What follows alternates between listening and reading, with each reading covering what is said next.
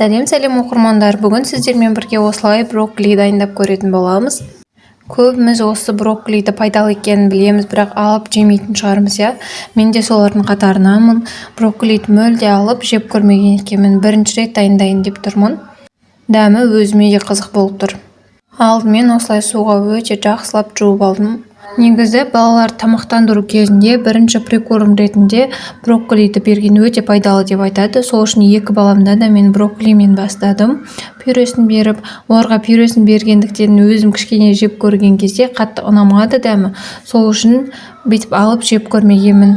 Бұл брокколиді негізі ауылдан көп мөлшерде келіп қалды, ауылдағылар еккен екен. Соның арқасында енді брокколи жейін деп тұрмыз.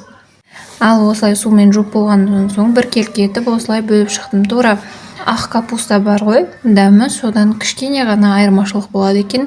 Мен жасыл болғандықтан оның дәмі онша емес деп ойлайтынмын, шынын айтқанда. Бірақ дәмі қатты шөп деген сияқты дәм бермейді екен, өте дәмді болып шығады екен. Маған ұнады.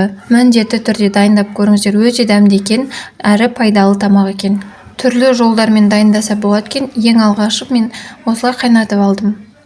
Қайнатқан кезде де өте дәмді болып шығады. Осылай қайнайын деп тұрған суымызға бір шай қасық тұзымызды салып, оны қайнатып аламыз.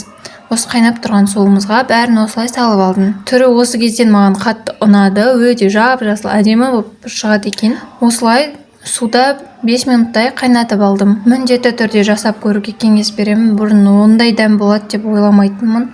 Өте дәмді болып шығады екен. Осылай 5 минут қайнатып болғаннан соң міндетті түрде мұздай суға алып алатын боламыз брокколиларымызды. Міндетті түрде дайындап көріңіздер, сіздерге пайдалы болды деп ойлаймын. Осы брокколимен алдағы күндері түрлі салаттар, пюрелердің рецептімен бөлісетін боламын. Каналға тіркеліп кетіңіз.